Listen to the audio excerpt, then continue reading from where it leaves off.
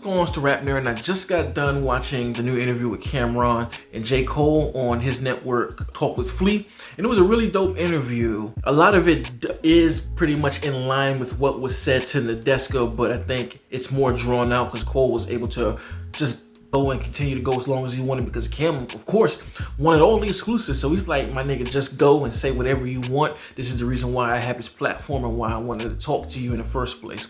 So I'm gonna talk about a few points in between things because, like I said, the same information was relayed with Cole telling his side of the story with Nadeska. They play out here, but there's some extra details in here that I thought were pretty dope and even add more context to what was going on in regards to the beef and how it led to the fall off. And a question that I really wanted to know got answered, so I'm gonna get to that last. So first of all, we gotta talk about the beef. As he's explained, this is all happening right around the time Mike Delete Later is happening.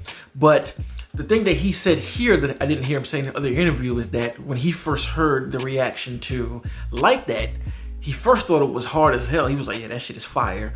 But then he said his second reaction was it felt very inconvenient for Kendrick to throw that shot at him and get this whole thing started because he was on a rollout to give Mike Delete Later to the fans and then a month or two later drop the fall off, right? And that's really where 7 Minute Drill came from, which it sounds like it does. Like it sounds like he just wanted to throw something out there real quick to show that he did respond because he was like, there's no way people are gonna allow him to just drop a new album without saying anything, which he even says in hindsight that's not the truth because like we all saw the battle play out. It really didn't have much to do with Cole. It was really a big thing of Kendrick wanting to go at Drake for reasons unknown besides them having back and forth and of course the rumors of Kendrick actually being on First Person Shooter but Drake took his verse off. So there's a lot of things here that, you know, them two had to square out. But he said it himself that like, I just wanted to throw something out there that was survivable. This is the way that he said, like he was like him and I think T Minus do these things where they go to a studio and a 7 minute drill for them is like T Minus will make a 7 minute beat and then he'll write a 7 minute rap and then they'll record it to keep his edge, you know, his sword sharp. So with this 7 minute drill, he decided to take aim at Kendrick to respond. And in his mind, everything that he said was just kind of like, you know, jabs and love taps. And I even said that before. When you listen to 7 Minute Drill, you definitely get the instant that he's not trying to kill Kendrick. This is all just like warning shots and I'm letting you know that I heard you, which I think was appropriate because to me, Like That was a warning shot towards both of them. More so towards Drake, it was really a full-on attack. I mean, him flipping all kind of stuff that Drake said, you know, Prince outlived Mike Jack. Like a lot of that shit was directly at Drake. So I understand why Drake was like, nah, you're not about to just shoot at me like this. Even the All Dogs buried, you know, referencing his album. So that shit was mostly directed at Drake. I think the Big Three thing is the only thing that was with Cole because they were talking about the Big Three and this was just Kendrick's way of crashing the party. Like, nah, fuck all that. It's Big Me, nigga. Like, who wants something? You know, we're not doing that no more. And it was the thing of like, looking at you saying this, Drake, because you established this. So in that record, he throws his shots, and as we see now, that wasn't in him. And he admitted, like, I threw it out there thinking that people were just gonna let it slide. But as he said many times, again, this is why I say Cole is one of the realest because he said all of this before, whether it be in record format or even on stage when he apologized, right? He threw this shit out there thinking like it was light and nobody was gonna take it anyway. But verbatim, niggas started gassing it and adding fire to it more than what he, you know, intended for it to be. Like it was supposed to be just like, I love taps, I'm putting my guard up to let you know I hear you, but it was taken further. And I just feel like it was cool that he went into it like, hey, I'm gonna throw this at you. It's survivable. I know that you're gonna reply back and go crazy, and I'm gonna let you have that. He literally says, he's like, I'm gonna let you have that. You won the battle. Now let's fuck things up for real with this album. But he just wanted to show people like I can engage. But of course, when it started getting personal and all of these different lines in the sand were drawn from fandom to fandom, he didn't like that and was like, nah, I'm not willing to go that route with somebody I care about and really rock with as a person for the sake of, you know, music, especially something I don't even believe in. So I just thought it was dope that 7 Minute Drill literally was a last minute thing and he did really put a lot of time and effort into it, which you can hear. Like, of course, J. Cole is gonna rap well, but it was no malice intent, where it was just jabs, and that's exactly what we heard. So that was dope hearing the creative process of that. You know, that leads into the fall off and him wanting to get back on this shit. So one of the big things for me that I wondered is his penmanship and his rapping ability, because I've said it in one of these videos, you know, that I've done within the past 2 months, that there is a noticeable difference in J. Cole's rapping after For Your Eyes Only. I feel like when you get the KOD from that point on, his rap just went crazy. Like, I mean, huge steps up. I'm gonna take 2 examples here, right? And these are both just like kind of bar records. J. Cole on Fire Squad, right? You go from this right here, like this is Fire Squad, right? Ain't no way around it no more. I am the greatest. A lot of niggas sitting on the throne. I am the latest. I am the bravest. Go toe to toe with the giants. I ain't afraid of you niggas. I'll end up fading you niggas. For what's all said and done, this nigga need medicine. My Uzi it weigh a ton. I need me a better gun. In fact, I may just need 2, cause niggas say that in the 1. And I got something to prove. Forgive me, Lord, here they come. Blah.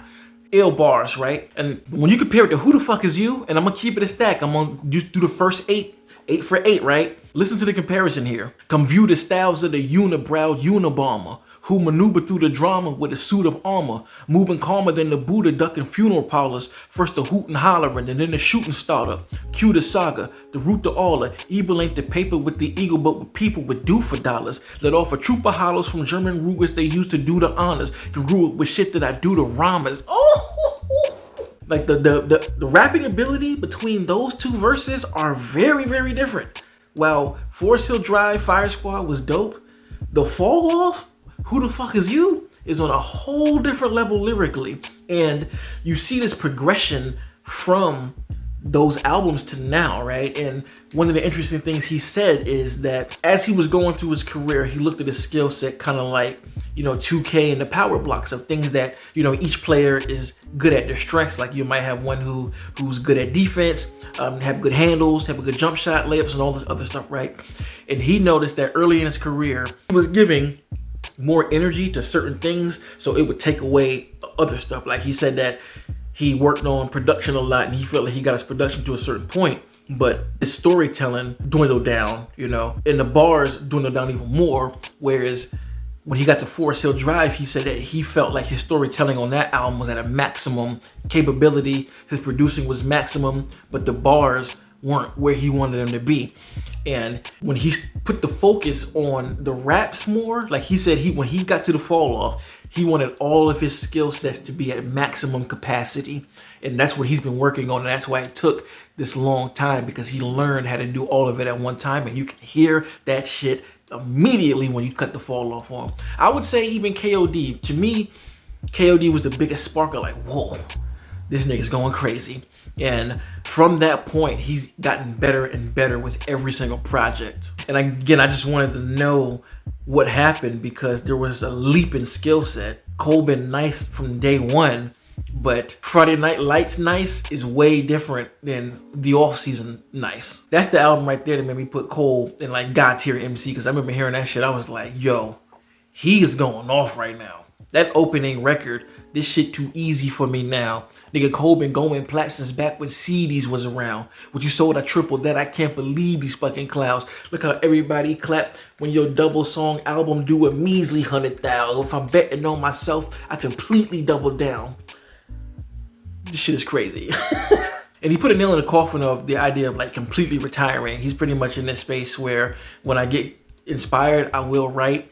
And he even said like now the way he's feeling and how he got re-inspired after the battle ended the way it did, and him creating the fall off this too so quickly, he's feeling like more creation. And I really hope that album or mixtape he was talking about called It's a Boy drops like next year or something, because there's some beats that he played during that little Mike Delete Later run, one is in particular that sound like some Heatmaker shit that is just like banging. Hey, what? Alright, the goal is to be way better 3 weeks from now, 4 weeks from now than I am right now, if I go every day.